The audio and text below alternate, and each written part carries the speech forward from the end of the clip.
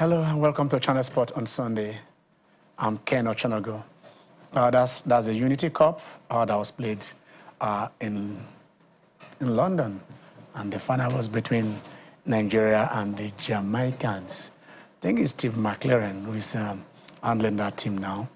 You know, we saw the players, we saw the team, and we do hope that probably the manager of the national team would have seen some players that he will use, I think, when they go to Russia or the game against Russia.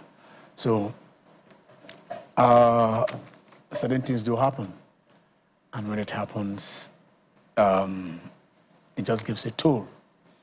The National Sports Festival just ended in Ogun State here in Abeokuta, and we were trying to do a preview when the news came in that a bus, one of the buses of conveying the athletes from Kano, back home, has skidded off the bridge, and almost 24 lives were lost. It is not the best way to start a show. It is not the best way to remember a festival. It is not the best way to look at the youths that have represented their state and probably would have represented their country. But then that is what happens. If possible, we shall look at some of the graphics. It is not what you want to display on national television when things like this happen. But we just believe that, and we do pray that the souls will rest in peace, and then the families, have the fortitude to bear this loss. And we'll go back to football, because yesterday PSG defeated Inter Milan. It was a 5-0 performance to win the Champions League. It's under them, they've been pursuing for a very long time, and it did get into their hands. Looked for a lot of stars, and they didn't get it. And when the stars left, then the trophy landed. For Luis Enrique, for Inzaghi first, he did, he's done great jobs with Inter until they got to the finals, and they met their brick wall. Sometimes, when you don't take your chances, or when you believe your opponent will not take theirs, it happens. I say shoot. That first, goal came into an effort, and the deflection sent that ball right into the net. If you want to pass and you don't shoot, how do you, get that luck of a deflection? Well, the French Open is on. There are 4 majors, like we always tell you, and this is the second major of the year at Roland Garros, and all the top guns are still there, battling. Will Djokovic get that number 25? It was in Paris that he got his Olympic gold medal and completed his career Grand Slam. Like we say, he's a phenomenon. The only tennis player in history to have won all 3 Grand Slams. Talking about the men, a minimum of 3 times. We're talking about surfaces, but here is a man who is the master of all the surfaces. So he's 24, equally Margaret Court. It's not just getting, or say you get 8 or 9 or 10 in one surface. Of course, he's the master of the Australian Open, where you can't beat that. But to also get 3 on clay, on grass, on the hard courts, man, let's see. At 38, if number 25, that will make him the very best of all time, male or female, will be in the bag. Alcaraz, Sinner, the young talks, they all say, man, it's time for you to retire. But the man said, Federer has gone. Nadal has gone. Murray has gone. Wawrinka has gone. and I'm still battling it. So it's a measure of how good the man is, how tenacious he is, and his mastery of the courts. So we look at our French Open briefly also and see what is happening. But like we said, PSG did win the title for the very first time. In how many years? How old is PSG? I think they were formed in 1970. I'm not too sure. But some clubs have been formed in Sheffield United, Sheffield, in 18 something, and yet over 100 and something years, but here is PSG picking it, in their young age. In Africa, it will be Mamelodi Sundowns taking on Pyramids. First leg ended 1-1 with that almost last second, equalizer by Pyramid. Pyramid is another new team that was formed just, some years ago, but they are about picking the trophy, the ultimate diadem in African football. But they face, Sundowns, who have defied all odds when they come to Egyptian teams and said, Nigerian clubs can fear you, but we cannot. And remember that it was 2 Egyptian and 2 South African teams that made up the last 4 of the CAF Champions League. So today, Europe decided theirs yesterday, and today Africa will know which team is the best on the continent. Well, we shall also look at, we were to look at the just concluded league last week, but we're waiting to see, after the trophies have been presented, so that we can take a review of that. But we want to start with, the Champions League before we go and take our interview. Theophilus is here. Theo, how are you? I'm good, Ken. I'm good. Sad news coming out of Kano, and like you said, I hope that the souls of the departed rest in peace. I hope that measures are put in place to prevent things like this from happening. Again, it's not good news at all. The UEFA Champions League.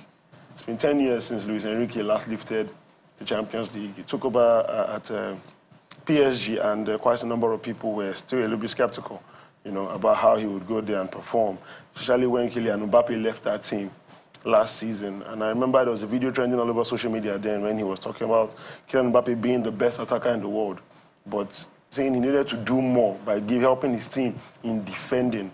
That you are a very good goal scorer, but what happens when you're unable to score?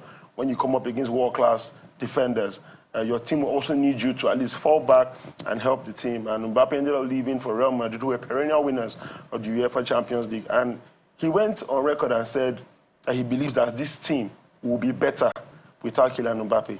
And they showed it yesterday by defeating Inter Milan by 5-0. Ken, even after the 5th goal, it looked like PSG were still going to score more. The way they moved the ball around, defensively, they were set up like a juggernaut. Inter Milan, yes, they had their chances, but it always looked like every time PSG went forward, it looked like they were going to score a goal. And Ousmane Dembele having a fantastic season. This is a player that Enrique had to discipline for one issue or the other, and he didn't play the game against Arsenal. And they lost that game. He said, I'd rather lose with you on the bench than play you after you have disrespected me and the team. And Dembele came back after that incident, a better man, a better player, and the numbers don't lie, on course to probably become the best footballer in the world. And it shows how football being a team sport, and we saw the team spirit yesterday and how they went on to win. It was super impressive, Ken, and I think he deserves it. Especially with the story around his daughter and the flag when he won it with Barca. And the last time he won it with Barca in 2015, he won a treble. It was against an Italian side, Juventus, on the night, and he's doing it again, becoming another former Barcelona coach that has now done the treble after Pep Guardiola with a different team. We've done it with 2 different teams now. It was really, really impressive to see, and it was an emotional moment for him yesterday, remembering his daughter Zana, who died in 2019. Yes, I think a very emotional moment, because I think because of his daughter, he stepped out of the national team as the manager of the national team. Yes. Then, 8-year-old, daughter. She was 9. She just turned 9. She just turned 9, but Zana. Yeah. And then we know, sometimes you will see managers or you see players not performing. Yeah. And then you don't know the kind of psychological, problems or challenges that they are facing behind the scene. We don't believe that they are robots who are paying some amount of money. If you get there, you are going to perform. If you don't perform, and then, we saw Pep himself. You just talked about Pep. Yeah. Winning 2 Champions League trophies, for Barcelona. Yeah. Are stepping out and getting into Bayern and then to City. And, he like another manager, like you said, with like Enrique. Yes. I think both of them spent about 4 or 5 years together in Barcelona, definitely. As players. After the, 92 that Pep won it under Johan Cruyff, and then he now came in. He moved in, very controversial move, to moving from Real Madrid to Barca. It was like Figo moving from Barca to Real Madrid, and then how it is. But I mean, it is some sides. Jan Sommer, who put up a fantastic performance against Barca, unfortunately. They say keep out of the scene, they catch goal, and that's what happened yesterday. They do a 19-year-old fantastic performance from him yesterday, scoring 2 goals in that final. Okay, he got the team to play as a team. That is sometimes, I think it does happen. We saw it happen to Michael Owen. Michael Owen, was the speedster, the everything. Yes. And then Real Madrid came calling. He went to Real Madrid, and it was the year he went to Real Madrid that his team. I mean, that team was basically, I don't know how that team won the Champions League. With Jesse Dudek in goal, dancing. 6 minutes of madness. I do not know.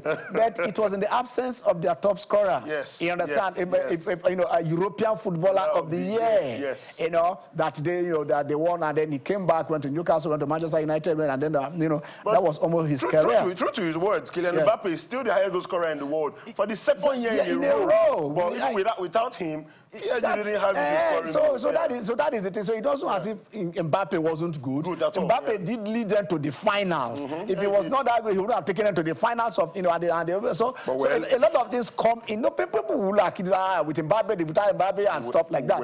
Yes, because you're just talking about Mbappe. They've bought Zlatan, they bought Icardi, they bought Neymar, they bought Messi, you understand? So but that they have Messi on that team, and they couldn't progress beyond quarterfinals. It still brings us back to, it's not necessarily about the stars you are parading.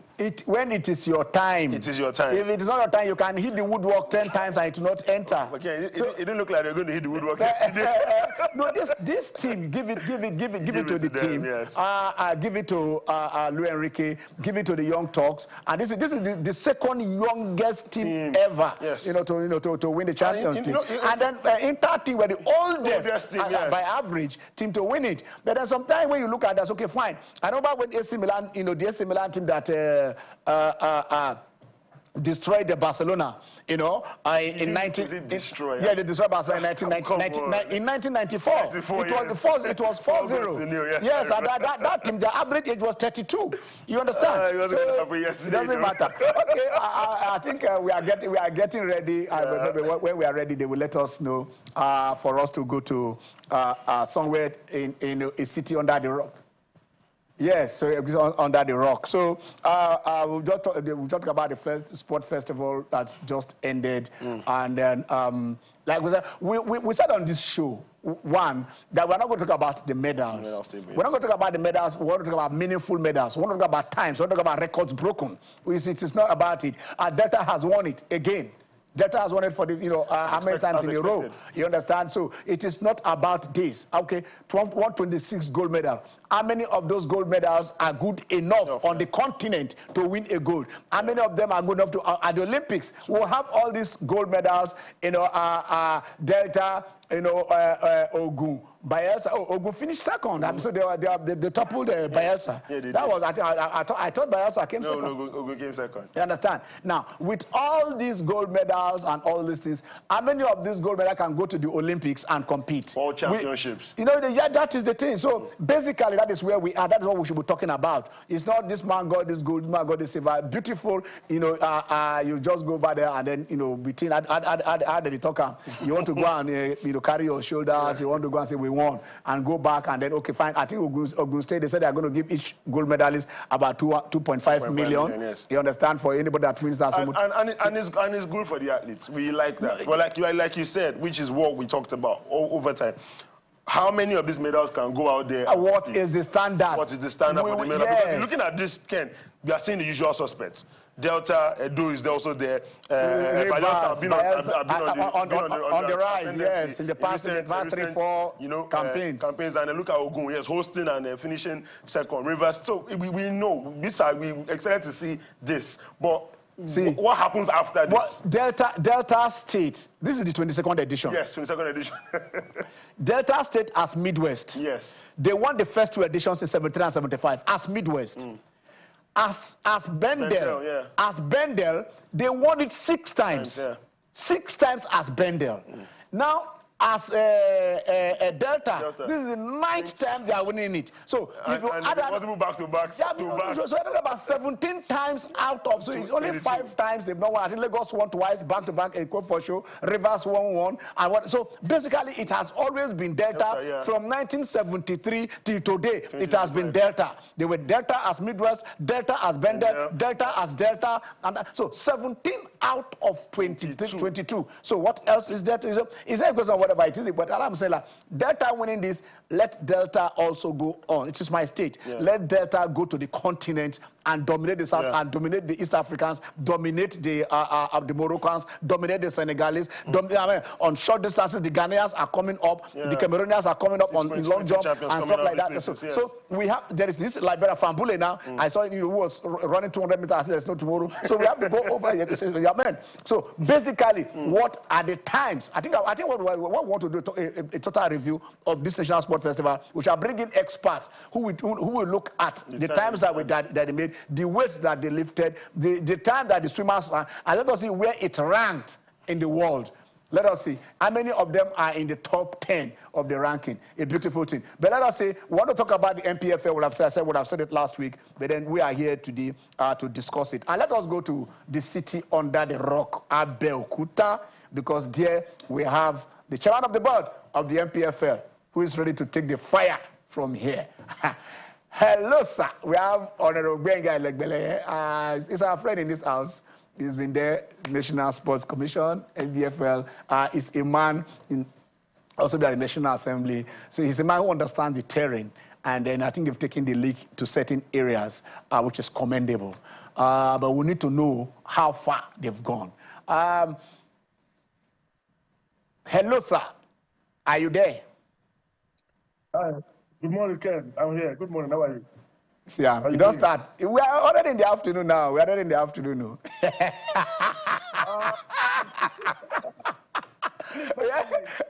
I think I said, Abeokuta is cool. Abeokuta is cool. So you are still seeing the morning rain as if it is the morning. All right. The 2024-2025 season has come to an end. What are the highlights to you? You know, if you say, and in summary, tell us, you know, what the league was like during this season. Well, we started with some crisis, I would say. Some crisis, yeah, because trying to get to align with this CAF calendar, you know, was more like fighting a war, but at the end of the day, common sense prevailed, so we were able to agree that, look, our league must have specified time of starting and another specified time to end the league, just like all developed leagues in the world. We think we were able to achieve it. And again, during the course of the 380 matches, yeah, because we have 38 match days, you know, 38 weeks, I think. And again, we were able to increase our performance in terms of officiating. So let me give kudos to the Nigerian referee. I can assure you all these allegations of the past is not correct, at least for now. The current narratives, Nigerian referees are among the best in Africa, but they are doing well now. And you see, like the last under 20 CAF competition, Nigerian referees were invited on, like in the previous edition. Then again, you can see now our referees are using communication gadgets. Kudos to NFF for getting that for the referees. And by and large, the clubs are now aware of the fact that they need to maintain decorum without being violent in their stadium, without crowd invasion, without unnecessary attack on officials and away clubs. Again, we've been able to see that clubs can go to anywhere and win now. So the atmosphere is very free. Officiating has improved drastically. So team can win away. Imagine 3SC leaving Ibadan to defeat Enugu Rangers in Enugu. Then Caterpillars losing matches at home. Yimba losing at home. It doesn't happen before, but now it's happening. So like, I would say kudos to the management of the board of NPFL and the club themselves, because there's now what I can call massive compliance to rules. Okay, massive compliance. Okay, I will see how massive that compliance is. But let us give kudos first and foremost, like you said. We thought it was not going to be possible.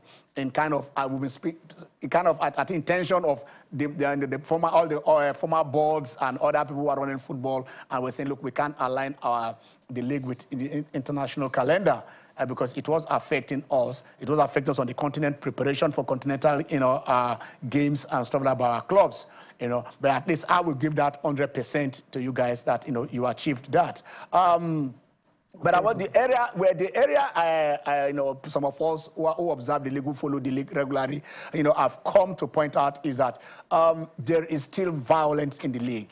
It is not because you guys have not been taking action, but to me, I believe probably that the action has not been effective enough. The ban, the fine, in this last league, we have pockets of, almost about 4 or 5 instances or more where clubs and opposing clubs were attacked.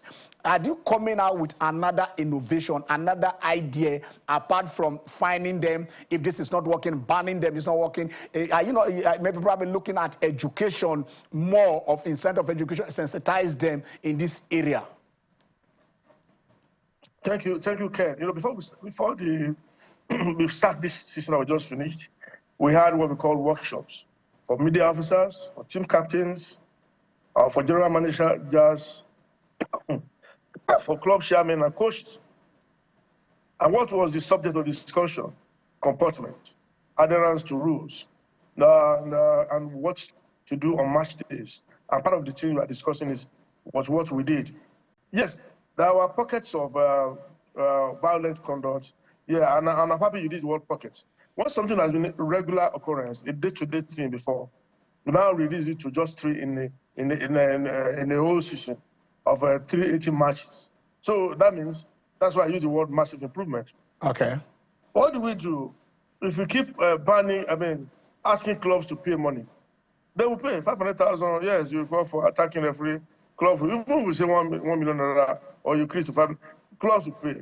But when they know the next match at home again, if they do the same thing, it will favor them to get 3 points. They will still beat referees. All right?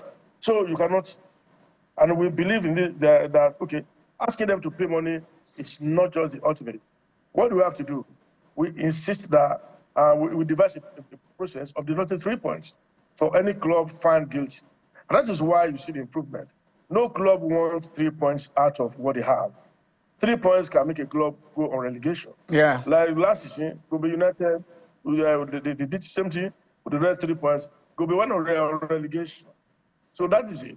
In this season, we had decided 3 points from Plateau United, but they had matched against Ranger. That was a violent attack on the opposing team. We decided 3 points from Nasarawa United, another 3 points. So there were 3 teams this season, yeah, like you mentioned. Now, we hope that next season, well, last season it was more, this season just 3. We hope that next season maybe we won't see it at all, maybe at the worst one case. Because now, every supporter of the team knows that 3 points means a lot. It can even make you win the league if you have it. If you lose it, you can go on relegation. Now, they are the one protecting their stadium. They are the one now protecting the away team. We don't have enough security. Of course, we use security, but it won't be enough. Even we bring a battalion of soldiers to the stadium, added fans will team misbehave, they want to misbehave. But the most important thing is, what punishment will the club had? So that's what I've been doing. So, and that is the issue. And now you will see that there is free flow of playing now. That is why clubs are more away. For instance, the very first season of this match day of this season, we had 4 away wins. It wasn't like that before. Because why?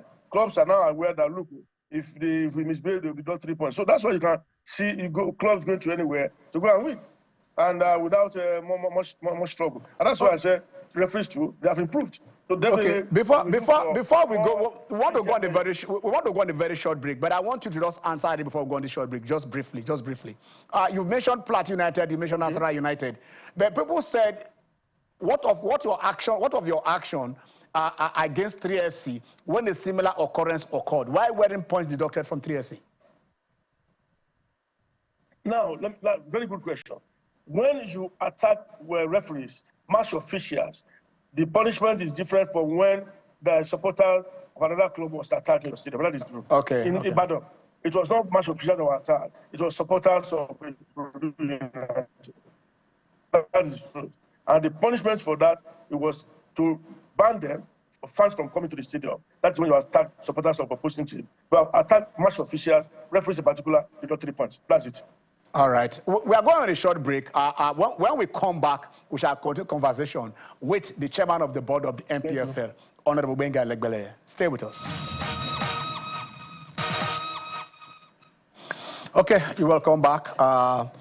We are still having Honorable Gbenga Elegbele. Is, like I said, the city under the rock is there in Abeokuta, reaching us this morning. Okay, you're making me talk about this morning, this afternoon. He has infested me. Because he said this very, and I'm saying this afternoon. And the day is still looking. Yes, it's cool. Cool, still looking cool. You are guilty of the same offense. You are the cause of it. You said morning, and now I'm not saying morning.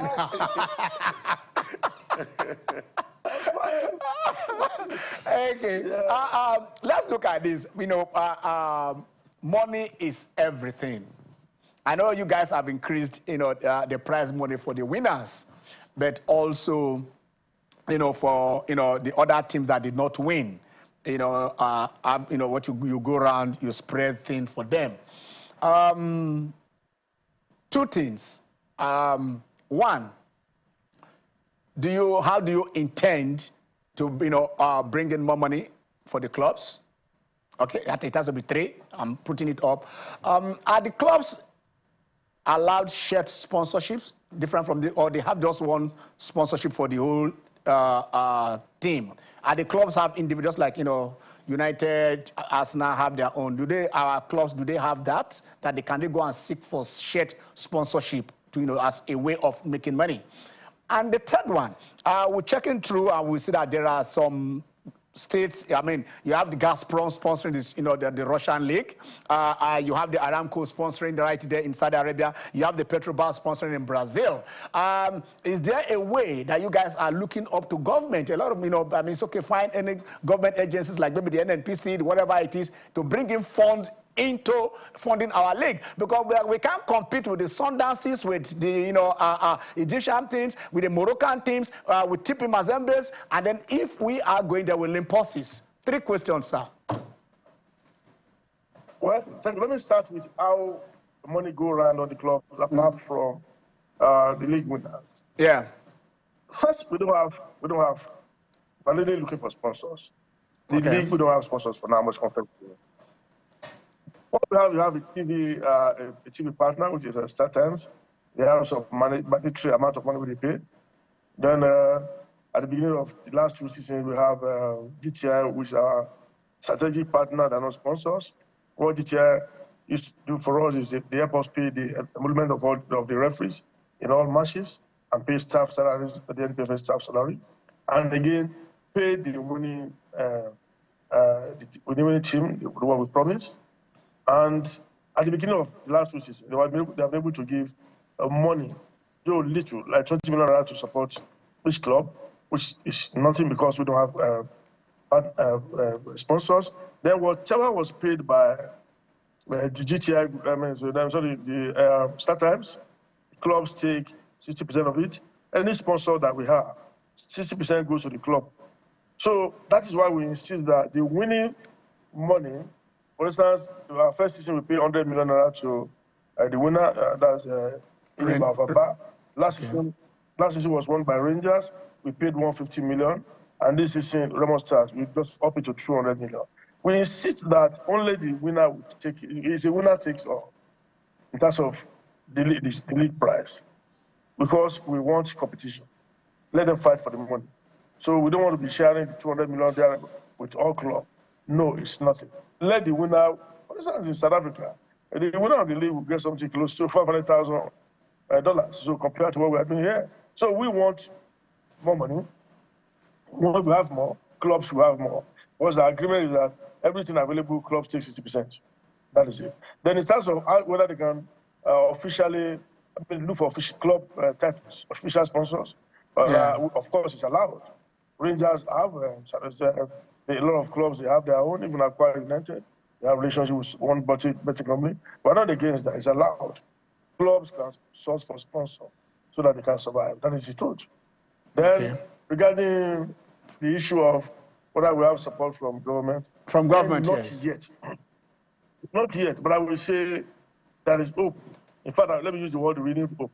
Because we won silver in Cote d'Ivoire, the president of Nigeria promised to look into the local league and see how they can be supported so that we can develop our league for better optimal performance.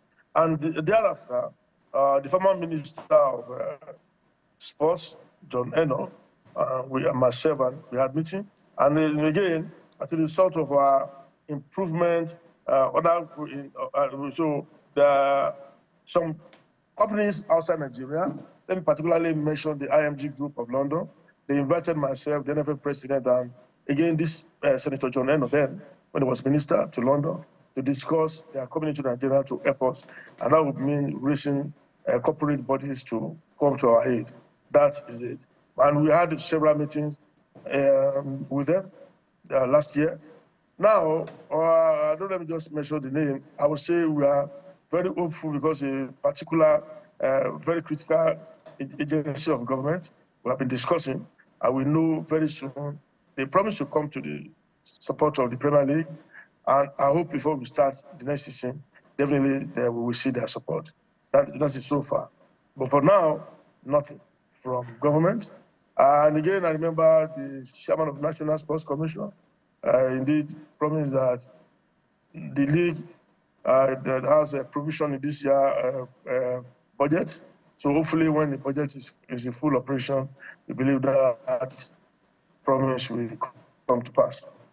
Of course, when you mentioned the former minister Eno, I was coming to that. I wanted to ask you because the chairman of the National Sports Commission happened to be, have run the league before. So I want to ask: are you not synergizing? Are you not talking with him and his team at the National Sports Commission to see how they can help in that direction?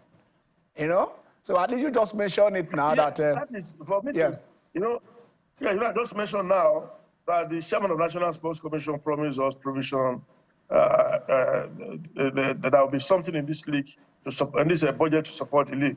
It was a result of the interface. Yeah, I met with him. I went to his office to discuss with him, and that he gave the promise. And on one or two other occasions, we have discussed that definitely the promise will be in form of budgetary provision for support for the league. And I was told by him that, yes, that promise is in the budget, but actualizing it means when the budget is fully operational. I was in the National Assembly, I know what it takes to rely on budget. It has to, one thing is to say is there, another thing is for it to have the financial backing. So hopefully, we believe this one will have financial backing.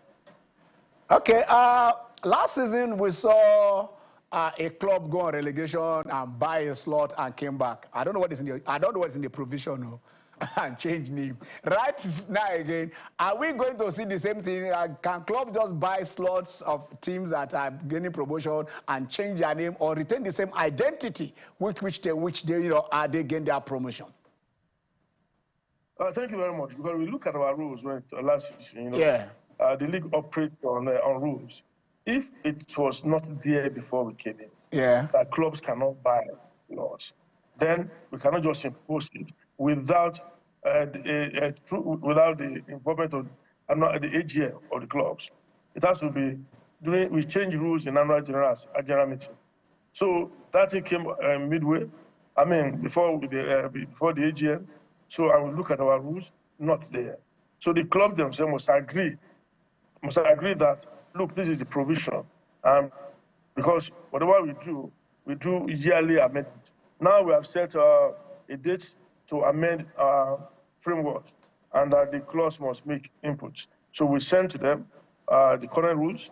So we already set up a committee headed by Barrister Pubeni Onuwari, and then who is a board member of NPFL.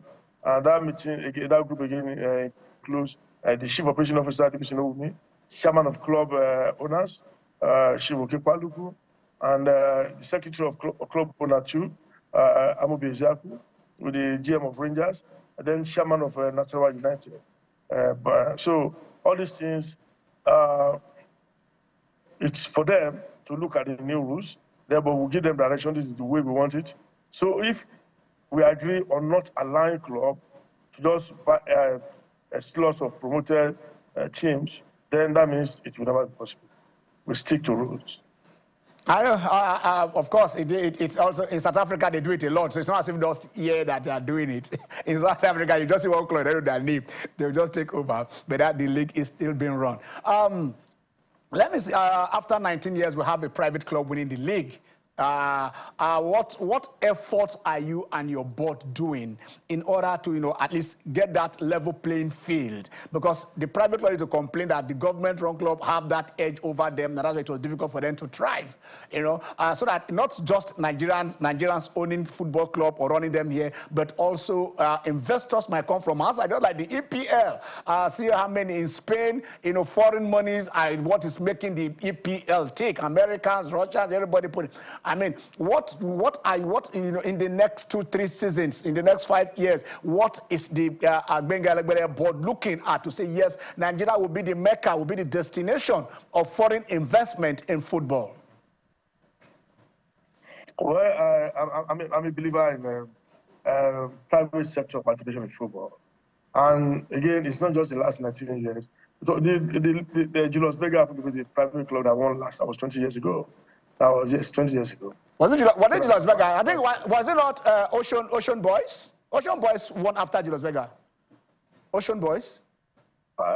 No, yes. Julius Berger. Then we had to do Udoji United before. Julius Berger won, then Ocean Boys. Ocean Boys were the last team to win. That was 19 years ago. 2006. 2006. Maybe. Yes, 2006. Yeah, maybe. But yeah. I remember Julius Berger. Okay, good. That means 6 years now.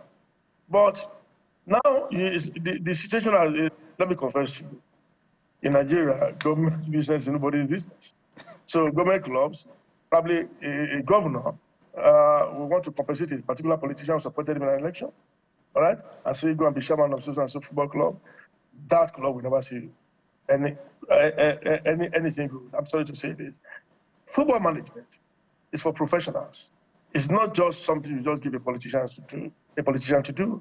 I was able to speak with some of the governors, and I let them know that you don't give sports management or football management to a campaign coordinator.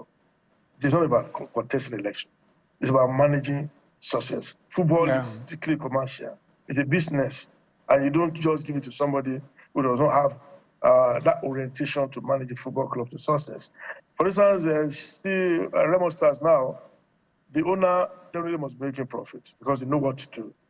To have a feeder team, get the younger generation to be attractive enough to attract even national attention. Some of them are playing under 17, under 20. They grow, they get European clubs where bigger money will be paid, and they make profit from it. But how many government clubs are making profit? The answer is no. Government clubs, majority of them are not, practically, they're not making profit. Meanwhile, football is about profit making. It's a commercial venture. So that's why you see this is now, a private club won it. Ikorodu United, another private club, almost won continental ticket. Yeah. So it is not as no more business as usual. The situation has changed completely. The league is now very friendly to private investors. Okay, Theo has a question for you, but let me just ask this. I know you say you have made some discuss with governors. We have stories. I don't know how true they are. Has any governor called you to say my team must win? My team must win this match. Well, definitely. I know I'm not saying that. But let me tell you, I'm from Ondo State. If my own governor did not call me, we are very close. He didn't even tell me, look, my Sunshine must not go on relegation. Yes. And the team from my state went on relegation. My own governor did not prioritize me. So why should I listen to another governor that's not from my state? If my own governor did not tell me I want this club to remain in Premier League, he knows, my governor knows me very well. We are close, and he knows who I have. And we all believe in sticking to rules. The governor of my state believes in sticking to rules. He sticks to rules, and he knows that's the kind of person I am. So definitely nothing like that. So no governor discuss with me because I'm not even available for such discussion. Definitely. Okay, Theo has a question for you. All right, Chairman, it's good to have you. You've said it before that the NPFL could go on to become the best league in Africa. Although right now we are not even in the top 5, but with the kind of strides that this board has made over the last couple of seasons and the structural stability that you have brought to the league, it's safe to say that we are on course. But for the layman, for a lot of us, that yes, we watch this game and we love football as it is, one of the things that causes issues almost on a weekly basis, even in the biggest leagues in the world, is the officiating and the refereeing. And I know it's something that this is what I've actively tried to solve and help resolve any issues or crises that may arise. But we've not started using VAR yet. And I know it might seem like a far cry or a big stretch, but are we looking at introducing it anytime soon? Because even in the top leagues, we know how much, even with the use of VAR, they have all of these issues and this stress that they face week in, week out. But it's something we are looking at introducing anytime soon to at least aid the referees in carrying out their duties and, of course, making the game as fair as possible in line with best standard practices. Yeah, that's it. Okay. You take that question because that will be the then round off because that's the last question we're taking from you. Are we expecting VAR very, very soon? VAR in our league? Thank you. Thank you. That question, that good question. I love that. But let me tell you one thing. VAR has steps to take. You don't just say you want to acquire VAR. There must some certain steps that the league must stick to before you can be allowed to, before you can even use it. First, you must use communication gadgets in your league. The one that we just start to use now, it's a prerequisite to having VAR. Unlike before, where referees just at the center, any incident, they will run to the sideline and ask the AR1 or AR2, I bet we tell you happen there. That one is gone now. All right? So you stay where you are as a referee, you use your communication gadget, talk to anybody, then you get your answer. That is part one. Part two is that our referees must be educated enough to learn the rudiments of VAR operation. All right? They must be computer literate. And I will say again, kudos to the NFF for last season, beginning innovations into recruitment of referees. Where computer literacy is very compulsory. You must be literate in computer. And again, there was an arrangement where 10 of them were billed to go to Morocco to train how to use the VAR machine. Yeah, I can confess to you. But what is telling that now, the cost implication of going. Then again, the cost implication of buying the VAR equipment. We are set to do that. Like I told you, we don't have sponsors, but if we are able to break through this season, then VAR, maybe by second half of the new season, will be in operation in Nigeria, definitely. Okay, in 60 seconds, what are your expectations, short term and long term, for Nigerians to look up to? Let me say on short term, that I will say we are not where we want to be. Okay. But I believe every season should see a continuous improvement so that the world will have to respect Nigerian league. We have the best talents all over Europe. We are talking of the best strikers now. You mentioned the likes of Osimhen, best winger. Mentioned the likes of Demola Lookman and all the rest. Our footballers are top-notch in the clubs they play for. So those are the problems that we are currently addressing. In short term, where we have been able to make some a great improvement. But at the long run, the idea is that if we say we are the giant of Africa, what stops Nigeria from having the best league in Africa? That's the question. If you have all the talent, we have all the talent. If you have people in Nigeria with a managerial capacity, then what's stopping us from getting it right and make Nigeria league the best in Africa? So that our boys will not be running to Benin Republic, they will not be running to Tanzania, they will not be running to other African countries in an attempt to earn more money. So if we have sponsors, then private clubs coming in, and the government club is not ready to flow along in terms of remuneration to clubs, to players and not the rest, we have really fizzled out. I can assure you, more clubs in the NNL now are privately owned. Which means, as we go, more private clubs, like Kurodu United, we keep coming to the Premier League. And those that are not good enough, are not being managed by people who are professional enough, will always be relegated because they won't be able to play well. I'm sorry to say this. If we see this current league now, all relegated clubs are government-owned clubs. That's it. Yeah. That's my. For privately owned club, we have only two there, which is Kurodu United and Remo Star. They perform very well because they want to make profit and they want to manage their club to make it profitable and be acceptable to international observers, and the clubs themselves can go higher. So that is it. They recruit the better boys. For example, see Sunshine Star, for example, give an example. Sunshine Star recruited 16 players half season. Do you want us to arrange for you another precision tournament for you to test them? So it's very funny.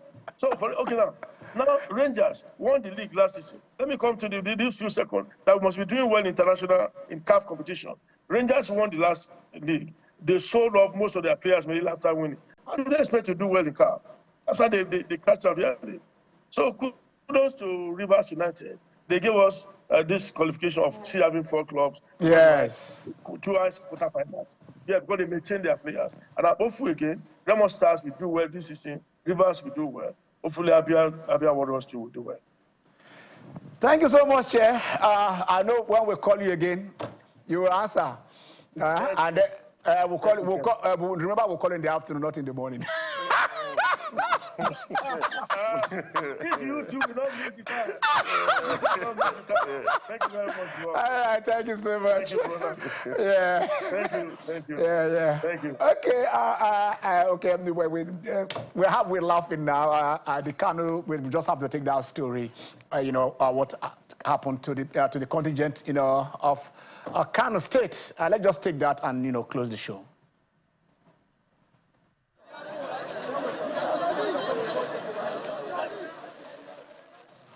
Grief and anguish filled the air as the relatives of the deceased arrived at the Muhammad Abdullahi Wase Teaching Hospital to identify the corpses of their loved ones, all of whom were promising athletes returning from national duty. 22 people have been confirmed dead by the state government following an accident that occurred on the Kura Road. And these people are actually coming back from the National Sport Festival. And as you can see behind me, a lot of family members are here trying to sort out the corpse. Speaking to reporters, the director of the Kano State Sports Commission revealed that the bus involved in the accident had been delayed before departure and was carrying 34 athletes who participated in different events during the festival. Almost all our vehicles return Kano day before yesterday. It is only this bus that have a problem, so they spent a night in Abuja. Later they took off early this morning after early prayers. So on their way to Kano, about 40 kilometers away from Kano, they got accident. The Nigerian Red Cross was among the first emergency responders at the scene, providing first aid and coordinating the transport of the deceased to medical facilities. We have given them some body bags, but it has been exhausted. I'm rushing back to the office to see we give them additional 2-3 cartons to use it, and also the remaining one they can use it for any other emergency need for the mortuary. The Kano State Deputy Governor condoled with the families of the deceased. Some of them were coming back with gold medals. Very few kilometers to the city capital. They had this very tragic accident which claimed the lives of 222 of them, and some 7 of them are in the hospital. As investigations into the cause of the accident commence, Kano State is in mourning, reflecting on the devastating loss of some of its most talented young athletes. Sadiq Ilyasu, Channels Television News. All right, that's where we close Theo, as we close the show. Hakimi, Salah, Osimhen, based on how far, who will you pick as African Footballer of the Year? My heart on my head. Both your heart and your head. Hakimi, Salah, Osimhen, forgive me. We forgive him until we reach you next week again. I'm Ken Ochonogo. God bless Nigeria.